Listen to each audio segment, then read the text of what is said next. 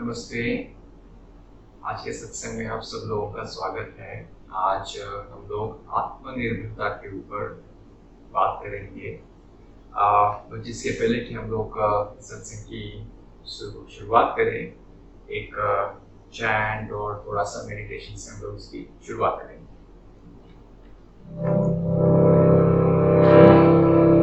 Invocation to the gurus. मेरे साथ गाइए।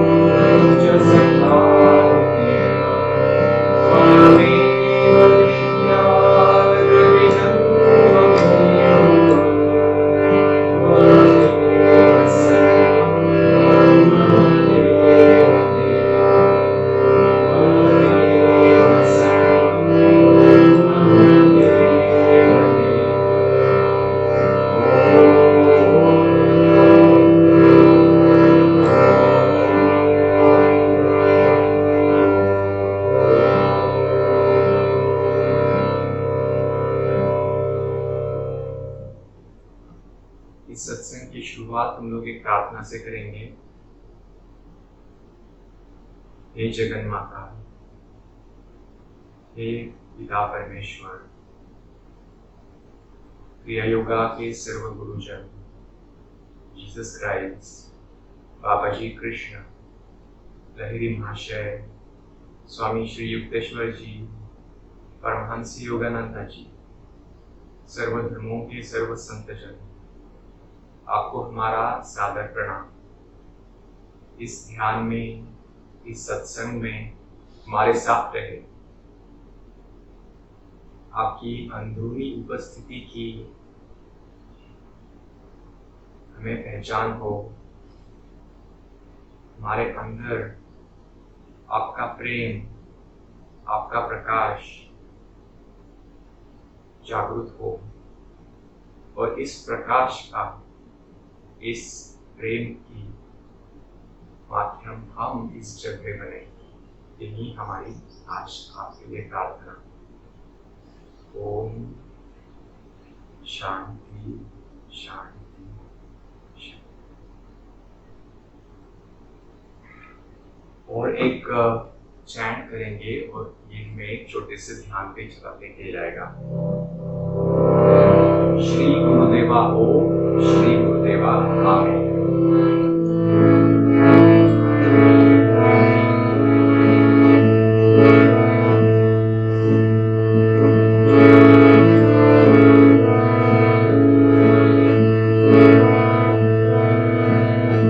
Shri Guru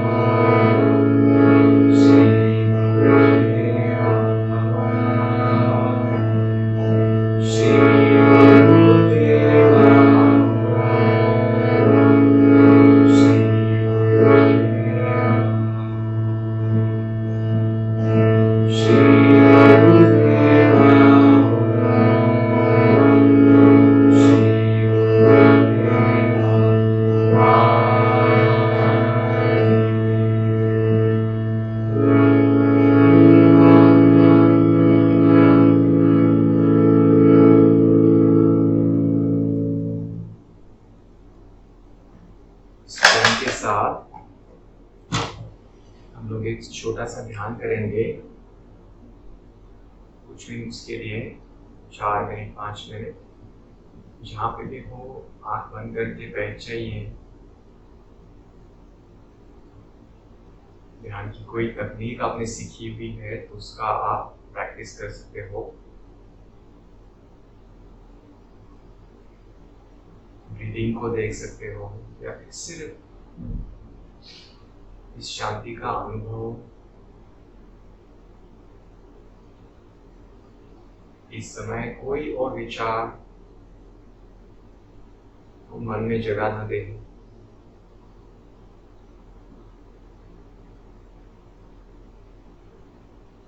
सर्वसंतों की उपस्थिति का अनुभव करने की कोशिश करें।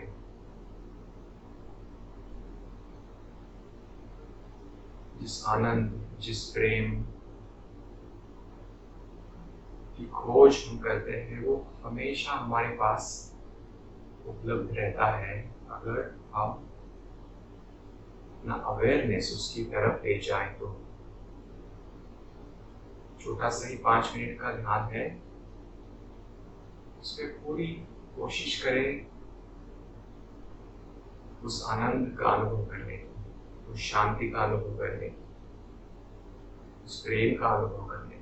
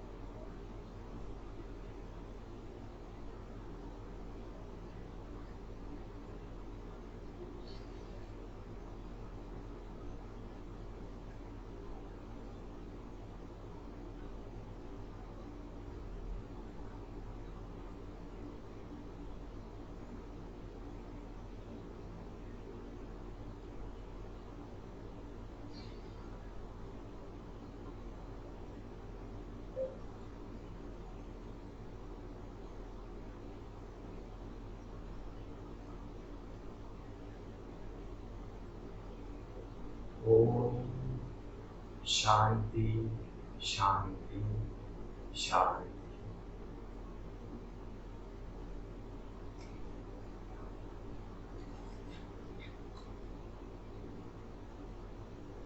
कुछ विचार आपके साथ शेयर करना चाहूँगा। जैसे मैंने कहा कि आज हम लोग आत्मनिर्भरता के ऊपर थोड़ा सा बात करना चाहते हैं। ये शब्द अभी रिसेंटली हमारे पंतप्रधान जी ने यूज़ किया है और इनफैक्ट काफ़ी सारा काम भी उसके ऊपर हो रहा है ताकि भारत को आत्मनिर्भर बना सके। कैसे आती है आत्मनिर्भरता भारत के लिए? जैसे कि यहाँ की चीज़ें ही हम लोग यूज़ करें, बाकी कंट्रीज के ऊपर इतना डिपेंडेंस ना हो। ऐसे इस पे क्या, इसका मकसद क्या है? कोई ऐसा मकसद तो ये नहीं है कि किसी कंट्री से हमारा कुछ दुश्मनी है, पर अगर हम अपने ऊपर हमारी सभी ज़रूरतें अपने आप में उसका समाधान निकाल पाए तो एक अच्छी चीज़ होती है। उसके बाद फिर लोग और चीज़ें लेके आ सकते हैं, बट एक फाउंडेशन बन गया जिसको इतने आसानी से हिलाया नहीं जा सकता। योगिक टर्मिनोलॉजी में जब आज हम लोग जिस आत्मनिर्भरता की बात करते हैं, योगिक टर्मिनोलॉजी में उसको और एक तरीके से अंदर लेना चाहिए। मैं कुछ सालों पहले की बात है, कुछ चीज़ें थी जो मेरी ज़िंदगी में अच्छी नहीं थी। एक स्पेशली एक दोस्त था जिसके साथ कुछ अनबन थी, तो मैंने डिसाइड किया था कि मैं जो चाहे उनके साथ बात करूंगा और उसको एक खत्म कर दूंगा किससे। एक बहुत ही अच्छी चाह थी मेरे अंदर कि मुझे इसको एक सुलह निकालना है। तो उस हिसाब से मैं उनके पास जाने वाला था। तब मैं सब तैयारी कर ली थी, मेरे मन से दिल से पूरी तैयारी हो चुकी थी। तभी मेरे पिताजी आए, उनको पता था किस्सा क्या है। उन्होंने कहा कि जो करना है आप करो, सिर्फ एक चीज का ध्यान रखें। मतलब क्या? अपने आत्मसम्मान को खोना नहीं है, सेल्फ रिस्पेक्ट को आप खोना नहीं है। वो बहुत अच्छी तरीके से बता रहे थे, उनका मकसद अच्छा था, बट मैं वो चीज मुझे बहुत कंफ्यूज कर दिया। बोला अभी तक तो मैंने सब समझ लिया था, मेरा प्लान किस आत्मसम्मान की बात कर रहे हैं। मैंने उनको ऐसे नहीं पूछा, मैं खुद देख रहा था कि ऐसी कौन सी जगह है मेरे अंदर जिसको मैं ठेस नहीं पहुंचाना चाहता, किसके ऊपर है जो मैं किसी को देना नहीं चाहता हूँ। तब उस टाइम पे मैं आध्यात्मिक तो पढ़ाई वढ़ाई कुछ नहीं किया था, बट वो कुछ सवाल मेरे साथ काफी समय तक रहा, जब तक मैंने ये योगानंद जी की टीचिंग ये सब समझना चालू किया। और तब मुझे पता चला कि किसका सम्मान करूं, किसके ऊपर भरोसा करूं जो मेरे अंदर है। कोई कुछ बोला मुझे बुरा लगता है, कोई कुछ अच्छी चीज बोला मुझे अच्छा लगता है। ये जो अंदर बैठा हुआ है, जिसको कुछ चीजें अच्छी लगती है, कुछ चीजें बुरी लगती है, कुछ चीजें पसंद है, कुछ चीजें नापसंद है, उसके ऊपर भरोसा कर सकता हूँ मैं। उसका सम्मान करने की इच्छा है मेरी। मैंने समझा कि नहीं, ऐसे नहीं कि मुझे उससे प्रॉब्लम है, बट ये स्टेबल एंटिटी नहीं है। जैसे हम लोग चाहते हैं कि अगर मुझे अध्यात्म समझना है, मुझे जिंदगी का मकसद समझना है, तो मेरा जो बेसिस है, मेरा फाउंडेशन है, वो तो सॉलिड होना चाहिए। जो मेरे अंदर ये एनर्जी है, जो अगर कोई अच्छा बोलता है तो हाँ मैं खुश, अगर कोई बुरा बोलता है ये मुझे हर्ट करता है। ये जो प्रेजेंस है अपने अंदर, वो बहुत ही शेकी है। अध्यात्म होता है, बट फिर भी आपको आत्मनिर्भर होना ही है। तो इसका मतलब क्या है कि ये जो है, ये आवाज जो निकलती है कि मुझे ये पसंद है ना पसंद है, लोग समझते हैं कि ये ईगो की आवाज है। और ईगो ये हमारी अल्टीमेट सच्चाई नहीं है, जो अंतिम सत्य है। अंतिम सत्य क्या है कि हम लोग भगवान के इमेज में बने हुए हैं, उनका वास हमारे अंदर है। अभी नहीं, कल नहीं, परसों नहीं, हमेशा, हर समय। तो उस सवास को, उस प्रेजेंस के ऊपर जब हम लोग भरोसा करते हैं, उसके ऊपर ना कि सिर्फ दिमाग की भरोसा, जब कोई एक्सपीरियंशियली उसके ऊपर भरोसा करते हैं, वो है सच्ची आत्मनिर्भरता। और उसी के ऊपर मैं थोड़ा सा बोलना चाहूँगा। लगता है जब हम लोग शुरुआत में करते हैं कि कैसे होगा, मुझे तो वो जगह पता ही नहीं है, संत लोगों ने कितने सालों तपस्या की है, कहाँ से मिलेगा ये, उनको मिला होगा, मुझे नहीं मिला होगा। स्वामी क्रियानंद जी को उनके एक स्टूडेंट ने ऐसे ही पूछा था कि स्वामी जी ये भगवान का आवाज सुनना तो बहुत मुश्किल काम है। स्वामी जी बहुत सीरियस फेस से देखा उनकी तरफ, बोला बिल्कुल नहीं। जबकि उनको लगा कि स्वामी जी कुछ सांत्वना करेंगे, बोलेंगे कि कोई नहीं हो जाएगा, उन्होंने सिर्फ बोला कि ये बिल्कुल सत्य नहीं है। माने वो बोलना चाहते हैं कि भगवान का आवाज अपने अंदर सुनना ये मुमकिन है सबके लिए, सबके लिए। क्योंकि जब हम लोग अध्यात्म की ओर देखते हैं, हमने कभी कभी हमारा मन एक बहुत बड़ा एक पहाड़ बना देता है। 80 साल के बाद, 12 साल के बाद, उसको हम लोग उससे बड़े बड़े शब्दों का अभ्यास भी करते हैं, समाधि बोलते हैं, निर्विकल्प समाधि, सविकल्प समाधि। उससे ये सभी का पढ़ाई अच्छा है जब तक वो हमारे अंदर एक स्कूल की इंस्पिरेशन जागृत करता है। बट कभी कभी उसका ये भी होता है कि हम लोग उसको बना देते हैं कि ये कभी तो होगा, अभी के लिए नहीं। अध्यात्म एक ही चीज बोलता है कि क्या करना चाहते हैं, जो हमारे पास ऑलरेडी है उसके साथ, उसकी अनुभूति, उसके साथ रहने की कोशिश करेंगे। उसके लिए हमें ना तो कोई और कुछ करने की जरूरत है, ना कहीं जाने की जरूरत है, बट जरूरत है उस प्रेजेंस के ऊपर कनेक्ट करने की। अगर वो यहाँ पे है तो क्या मैं उसको अभी महसूस कर सकता हूँ? इसके लिए प्रैक्टिस है, इसके लिए प्रैक्टिस है। एक स्टोरी मैं सुनाता हूँ। एक हमारे महाराष्ट्र में एक संत थे, संत तुकाराम, बहुत जाने माने संत थे। तो बहुत सारे लोगों को उनका शिक्षा पसंद ही आई, तो आते रहते थे लोग, और वो काफी सारे पोएम्स लिखे थे उन्होंने। तो एक उनका डिसाइपल था, उसको लगा कि मुझे भी पोएम लिखना है, तो लेके आया पोएम लिख के लेके आया। उनका डेटी, फेवरेट डेटी था विठोबा, तो लिखा था उसके ऊपर कुछ विठोबा के बारे में भी स्तुति लिखी थी। तो तुकाराम जी ने पढ़ा वो, उनको बोला कि संतु नाम था, संतु ये आपने पोएम तो ठीक लिखी है बट उसमें कुछ मजा नहीं आ रहा। तो संतु बोलते क्यों? बोलते किसी से भगवान का नाम बार बार लिखने से उस पोएम में ताकत नहीं आती। तो बोलते कि ताकत कैसे आएगी? बोलते कि ताकत आएगी जब आप अपने काम में उनको ढूंढ के निकाल पाओगे। जब भगवान ने जहाँ पे रखा है वहां पे आपको उसकी अनुभूति आई, तो उससे आप कुछ लिखो, फिर उसमें मजा आए। संतु बोले कि बट तुकाराम महाराज, मैं तो तेल का काम करता हूँ, उसमें काहे का भगवान मिलेगा? मुझे बोला वही मिलेगा, ढूंढने की कोशिश करोगे तो। संतु बहुत अच्छा डिसाइपल था। जब भी उसको थोड़ा सा बुरा लगा होगा, बट वो उसको समझा तुकाराम जी क्या करना चाहते। गया 2-3 महीने के बाद जब वो वापस आए, उसने और एक पोएम लिखी थी। इस बार उसके पोएम में जो रेफरेंसेस थे उसके काम के थे, तेल कैसे निकालते हैं उसके ऊपर, उसका जो प्रोसेस है उसके ऊपर, और उस प्रोसेस में उसको तुकोबा कैसे दिखे। और जब तुकाराम जी ने वो पढ़ा तो बोले कि संतु आप आज संत बन गए, संतु से संत। तुकाराम जी वही कहना चाहते हैं, सभी संत वही कहते हैं कि भगवान ने कुछ गलती नहीं की, हमें जहाँ डालना है डाल के।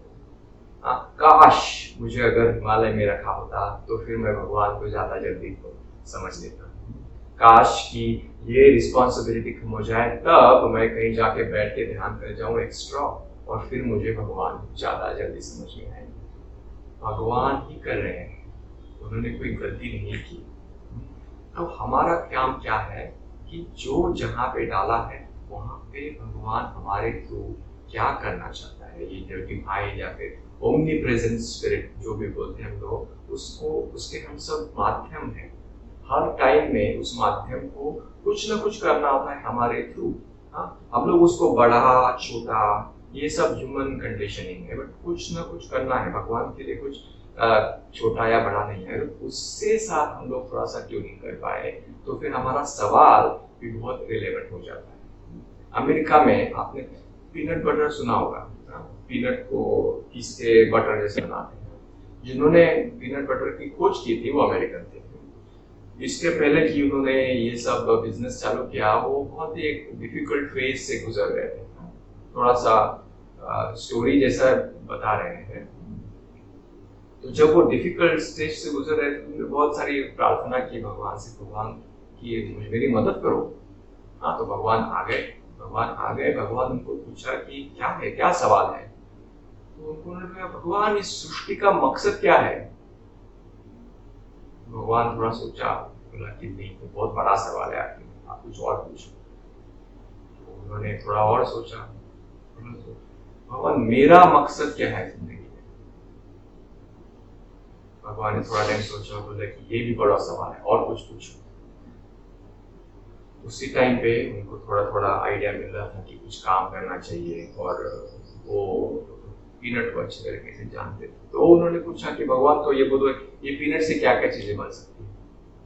ये अच्छा सवाल। और उससे उनको कुछ इंस्पिरेशन मिला। उन्होंने पीनट बटर ही नहीं, बहुत सारी चीजें जो उस टाइम पे पीनट सिर्फ एक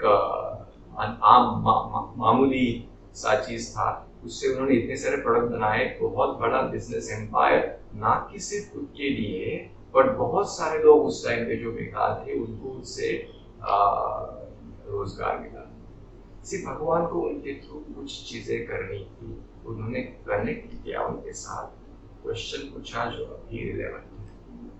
तुकाराम जी की बात हो रही थी, तो और एक स्टोरी सुनाऊंगा। ऐसे ही उनका नाम जब समझ रहे थे, तो और एक उनकी कोल्हापुर से और एक लेडी आई। वो बोली कि महाराज, मुझे आपका डिसाइपल बनना है। तो उनको उन्होंने बिठाया, मैडम आप बैठो। तो खाना वाना थोड़ा सा दिया, चाय का। इनको पता कि आप ये समझ लो, किसी मेरी बात सुन के आपको थोड़ा सा सुकून या फिर थोड़ा सा इंस्पिरेशन मिलता होगा। बट मैं एक बोलता हूँ आपको कि अगर उसकी इच्छा होती है कि सब लोग आके यहीं बैठ जाए और एक तुकाराम जी के शिष्य बन जाए, तो फिर उसने हर एक दिल में एक अलग अलग दिया क्यों लगाया। तो वो थोड़ा सा सोच में पड़ गए। बोले कि हाँ, ये सच है कि मैं जो चीजें बोलता हूँ इससे थोड़ा सा कभी कभी इंस्पिरेशन मिलता है, थोड़ा सा सुकून मिलता है। अगर परमानेंट सुकून चाहिए, अगर आपको परमानेंट प्रकाश चाहिए, तो आप आत्मनिर्भर बनिए। और आत्मनिर्भर बनने के लिए कुछ और करने की जरूरत नहीं है, कहीं और जाने की जरूरत नहीं है, कुछ अपना जॉब चेंज करने की जरूरत नहीं है। जहां पे भी जो भी काम उसने किया है, उस समय उसके साथ कनेक्ट करके उसके साथ काम करो। योगानंद जी अगर यहाँ पे आए और बोले कि आज हम दोनों साथ में काम करेंगे, योगानंद जी का प्रेजेंस, उसी में हमारा आनंद, उसी में सुकून, उसी में हमारा जो प्रेम है वो ऑलरेडी सेटिस्फाई हो चुका है। अभी उसके बाद क्या आउटवर्डली काम होगा, उससे क्या फर्क है। वो बड़ा काम है या छोटा काम है, उससे फर्क नहीं है। बट उसमें महत्वपूर्ण बात यह है कि पहले योगानंद जी का साथ, आपके जो भी गुरु है, अगर गुरु नहीं है तो लाइफ जो हमारे अंदर है, और लाइफ कभी नहीं होती है हमारे अंदर। क्या करती है लाइफ अभी हमारे अंदर? गुरु यहाँ पे बैठ के क्या करना है?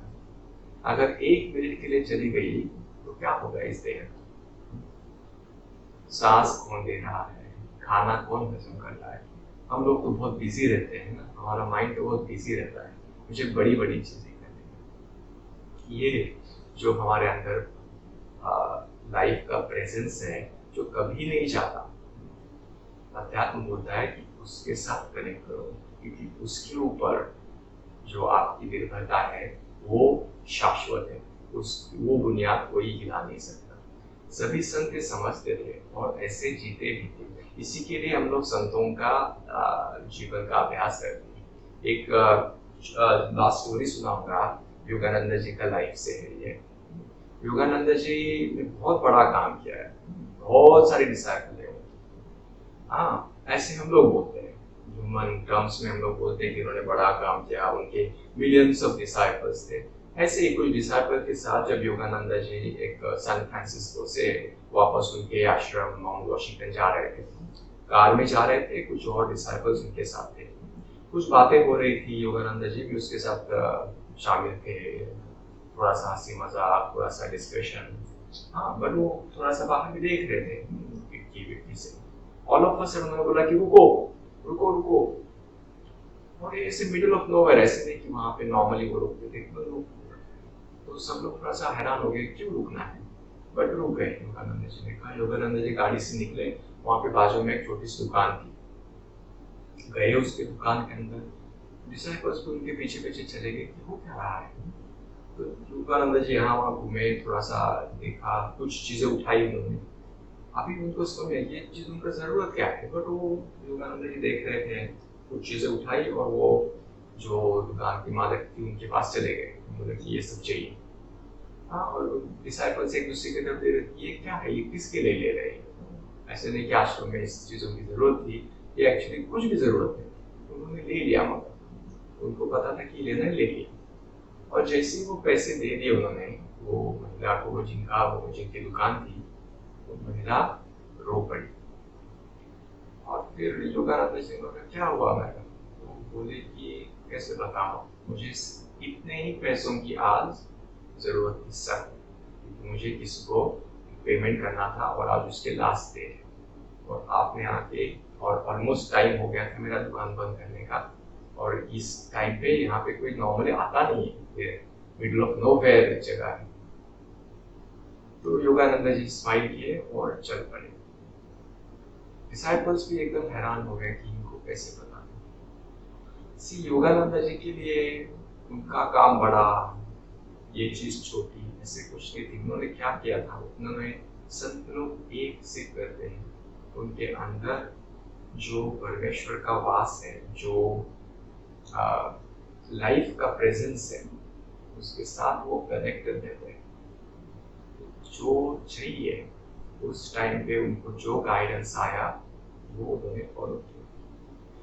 उस फॉलो में, उस गाइडेंस को फॉलो करने में आनंद है। उससे काम बड़ा निकला या छोटा निकला, उससे फर्क नहीं पड़ता। तो यही है हमारी आज की टीचिंग, जो उन्होंने कहा है कि आत्मनिर्भरता कुछ एक अचीवमेंट नहीं है कि एक दिन हम लोग बहुत सारा ध्यान करने के बाद आत्मनिर्भरता एक चॉइस है। एक चॉइस है जो हम लोग हर मोमेंट में, हर सांस में कर सकते हैं कि इस मोमेंट में मैं किसके ऊपर भरोसा करूँ। मेरे जो टेंडेंसीज है, मेरे अंदर जो बोला कि जो इसको ये पसंद है वो नहीं पसंद है, उसके ऊपर, या फिर जो जिसका बात जो कहीं नहीं जाता, जो शाश्वत है, उसके ऊपर। और इसी के लिए हम लोग ध्यान करते हैं, इसी के लिए, ताकि हमें उससे एक जान पहचान और बढ़ जाए। उस स्पेस का वो जो हमारे अंदर है, उससे हम और ज्यादा तरीके से वाकिफ हो जाए, और उसको हम लोग हमारे दिन पर दिन के एक्टिविटीज में भी चूज कर पाए। क्योंकि ये जो फाउंडेशन है, ये हिलने वाला नहीं है, ये रॉक सॉलिड है। और इसी के ऊपर जब हम लोग जितना भरोसा रखेंगे, जो लास्टिंग सुकून जो हम लोग बोलते हैं, जो सच्चिदानंद, आनंद जो ना खत्म हो, शांति जो ना कभी भंग हो, वो देने का ताकत ये रखती है। यही कुछ चीजें थी जो मैं आपके साथ शेयर करना चाहता था। होपफुली इससे आपको थोड़ा इंस्पिरेशन मिला होगा, और सभी हम लोग उसी तरफ जा रहे हैं, सभी हम लोग वहां पहुंचेंगे। सिर्फ अभी के लिए क्या काम है, जिसका हो सके अंदर जाओ, उस प्रेजेंस को खोजो और उसमें रहने की कोशिश करो, और वहां से जो भी जहाँ पे भी दिया है उसको कर गए।